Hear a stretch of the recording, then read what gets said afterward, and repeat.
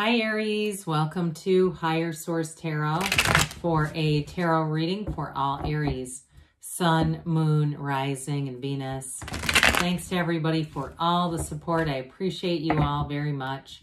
And if you're new here, welcome. I post new readings on Friday, then again on Monday. So if a reading doesn't resonate, come back in a couple of days. You can watch a new reading. Fridays are always a general reading, so today's reading will bring in aspects of career, money, travel, moving, and of course love. Mondays are different every week. One week it could be just a love reading. There's a law of attraction tarot card reading. And coming up soon, I have a 4-month predictive for the months of September through December. So if you like tarot and you like the channel, I'd love to invite you to subscribe, and you might want to hit that bell too in case if you don't want to miss some of those Monday readings. Okay, what advice do you have for Aries? Sun, Moon, Rising, and Venus. What does Aries need to know, please, for the best and highest good of all concerned with Aries? Messages for Aries, please. Okay, so we'll start here with the tarot, and then we'll have the angel answers. We have here the Eight of Swords. Whoops, the Knight of Pentacles, Knight of Cups, Six of Pentacles, Page of Wands, King of Pentacles, Five of Swords, Three of Cups, and the Ace of Cups. Well, for somebody here, you've got a nice love reading coming in, especially if there's been some conflict here. I do see you in terms of if it's a new relationship with that Ace of Cups, although you do have reconciliation. For some of you, you've got a reunion coming in here. I do feel like it's about just being in that mindset. Like you're just not looking for a project. You're not looking for making it work, okay? It's about really having a partnership, a true partnership here. But I will say too, if your work or money situation has been kind of impinging, I keep hearing the word impinge, on a love relationship, you've got a nice change here with money showing up. So you've got here water, earth, fire, air, all the elements. But this Eight of Swords business, what's going on here? You don't like this energy at all. This is not something that's sustainable for Aries. You go where other signs can't. And so this is like being stuck in the mind. Now, for some of you, if it's somebody around you, a companion who their mindset just sucks, I do feel like with that Five of Swords, you may have a break with them. This is just not an energy that you're going to want to stay in for much time at all. Eights are rhythm and vibration. So again, it may be a low vibrational companion showing up here who just does not make that decision, that leap of faith to move forward. Now, I mentioned at the beginning here, if it's something to do with a job that's been it feels very restricted, like it's creating even an impact on your mood, an impact on relationships because it's doing this with you. I do see a change. I see that coming in with that Five of Swords, breaking free of this. Well, with the Knight of Cups, you've got this daydreamer's energy. But this is delivering an offer here. When we look at this, even with that King of Pentacles, that would be nice here too. But in terms of a love relationship, you definitely have a very solid connection here. And this is commitment on the way. It's being upfront and mature about feelings, being emotionally available. And I do feel like with somebody here, whoever you're attracting really wears their heart on their sleeve. I also kind of get a Page of Wands vibe with them because it's kind of a lighthearted energy. So with this Knight of Cups here, it is a time of fortune, but it's a time too of being very emotionally connected with people around you.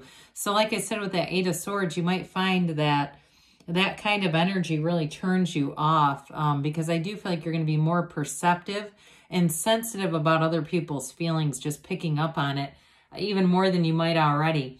So with somebody here, in terms of I mentioned with the work life stuff, you do have expansion coming in.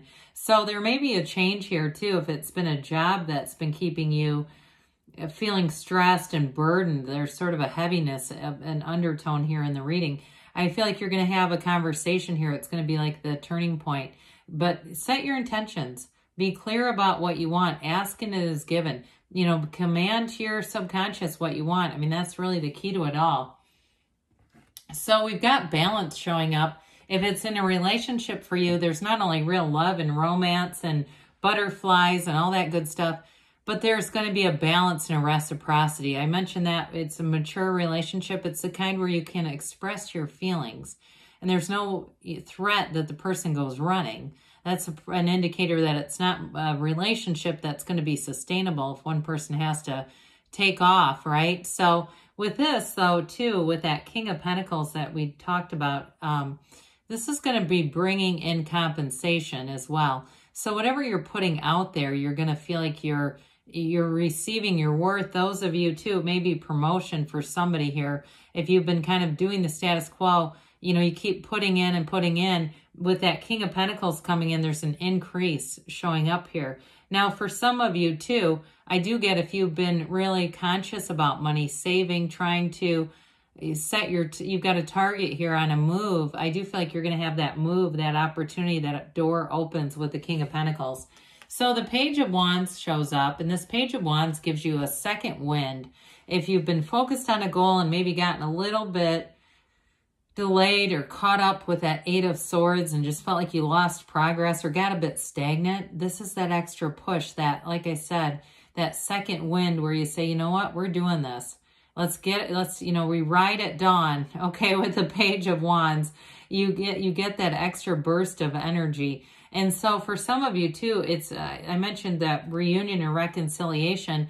If it's a relationship that you've been in, this brings in the spontaneity, the energy. It breathes the life back into it. You've got great companionship here, and you're also going to have good social opportunities here. So if your life hasn't been very balanced and you feel like you just haven't had time to go out and do things that you want, with this Page of Wands, you have that get up and go kind of energy, but you're going to connect with cool people too with this.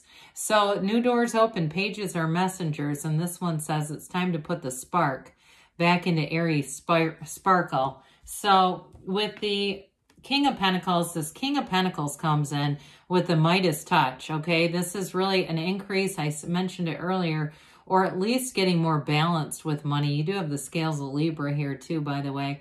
So with the King of Pentacles, kings are masters of the suit, the master of manifesting, the master of the physical body. Those of you, if the Eight of Swords represents something even physically, it generally is a mental card, but I do get that in terms of being connected with this. But all those grape leaves, those indicate abundance. So I mentioned there was going to be something for a physical move here.